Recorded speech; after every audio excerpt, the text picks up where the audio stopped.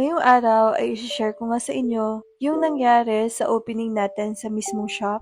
Grabe, nakakamiss pala mag-vlog, no? Mga 3 days nga ako hindi nakapag-upload. Sobrang busy kasi at hindi ko talaga kasi inaakala na ganito pala yung feeling at yung estado pag meron ka ng sariling physical store at hindi talaga siya biro. Kaya ngayon, kung nasa state kayo na gusto niyo lang talaga magka-physical store, ay ang dami pa talagang factors na dapat nyo i-consider. Ngayon nga, parang ikalawang araw ko lang sa pag-open ng shop at wala pa talaga kaming routine kung ano yung gagawin namin sa araw-araw. Nasanay kasi ako na nandito lang sa bahay, tapos gagawin ko na lang yung mga cake orders pag i-deliver na. Or gagawin ko na lang yung mga cake orders in advance pag early pick up. Pag meron kasi kayong physical store, ang dami na talagang responsibilidad nyo. Naranasan ko kasi talaga kanina na nakakahiya pala talaga pag meron kang customer na pumunta at nag-expect na makatikim ng mga pastries or desserts mo, tapos wala kang nilagay na available for display. Yung inakala ko kasi ay pinuno ko talaga yung chiller kahapon kasi sabi ko good for 2 days na to yung mga display cakes ko. Hindi ko talaga in-expect na mauubos yon for 1 day lang. Tapos nag-bake pa ako ng rush ng mga brownies. Yung bestseller ko nga dito sa aking physical store ay yung brownies talaga. Tapos yung mga small pastries. Parang child-friendly nga siya. Yung store location ko po kasi ay nasa Inbox Food Hub. At marami mga food stalls din yung located doon. At hindi ko po talaga kasi maitatanggi. Yung main goal ko po kasi sa pagpagawa nitong shop ay for cake pick-up lang po talaga. Tapos, magde-display lang ako dito ng mga konti lang na mga cakes. At eto na nga yung nakikita niyo sa video. Eto na yung opening day natin kahapon. Maraming salamat pala kay ng Mary Joy sa pag-set up ng ating balloons dito. Grabe, ang bongga talaga ng nilagay niya. Sabi ko kasi sa kanya, maliit lang. Yung 2 feet lang. Kaso nilakihan niya na. Kaya shoutout po kay na Mary Joy. Nagsiset up din po siya ng mga parties and guaranteed po na maganda talaga yung mga setup niya. Pagkadating ko nga dito sa mismong physical store natin, naglista na ako dito ng mga prices ng ating mga pastries. Lahat nga ng display natin kahapon ay binake natin a day before.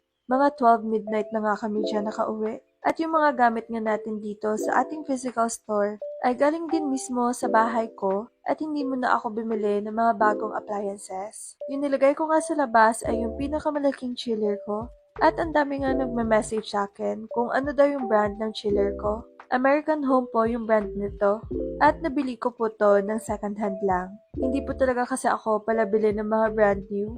Parang makakalas po talaga kasi kami pag second hand at good condition pa. Eto nga yung laman ng ating chiller kahapon. Parang all flavors nga yung nilagay ko dito.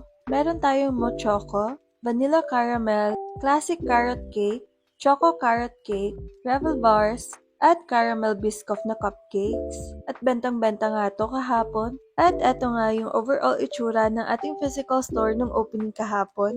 'Di ba? Ang ganda ng kulay. Napaka-attractive talaga niya sa mata.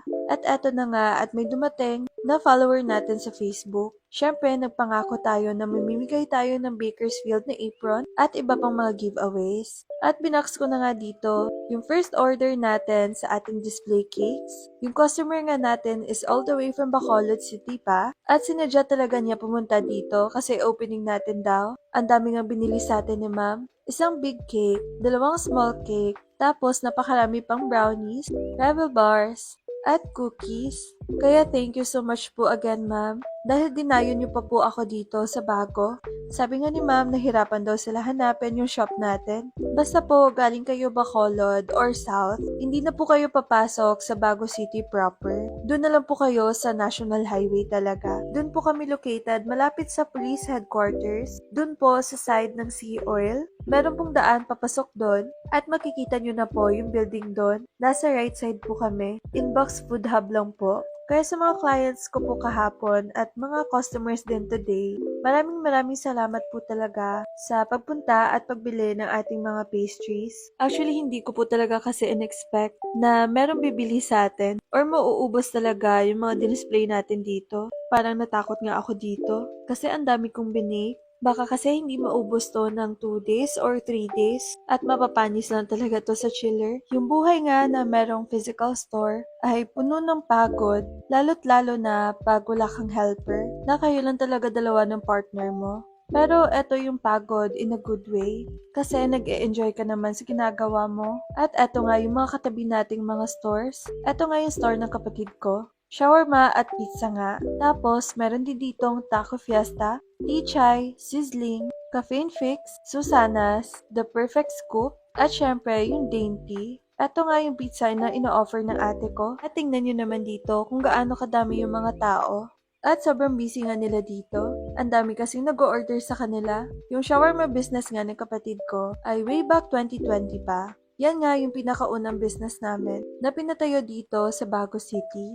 Alam nyo ba, nag-start lang talaga yung pagbibusiness ko sa 500 pesos na puhunan. Tapos, after 3 years ay naabot na natin yung ganito. At hindi talaga mahirap yung mga dinaanan ko. Lahat kasi ng mga bagay na ginagamit ko dito sa business ay galing sa sariling pundar ko at dahil na din yon sa suporta ng aking pamilya at ng aking fiancé. At nagsusulat nga tayo dito ng dedication na pinapasulat ng ating mga customer. Noon pinapangarap ko lang to na makaka-offer tayo ng mga katulad nito.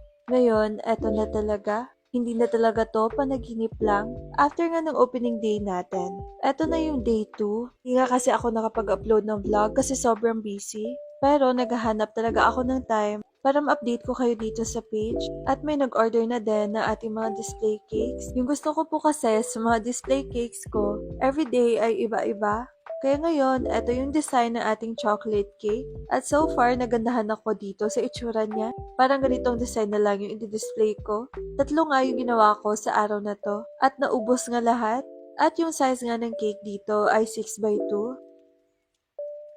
At sa next vlog na natin, ay itutour ko kayo dito sa ating munting shop. Sasamahan niyo ako mula opening hanggang sa pag-bake, paglagay ng ating mga display cakes, at pag-closing para ma-share ko na rin sa inyo kung ano naman yung routine ko dito dahil may shop na. At nagpapasalamat nga ako sa inyo kasi naging parte kayo ng journey ko mula simula pa lang nung 5,000 followers pa lang tayo. Ngayon 145,000 followers na.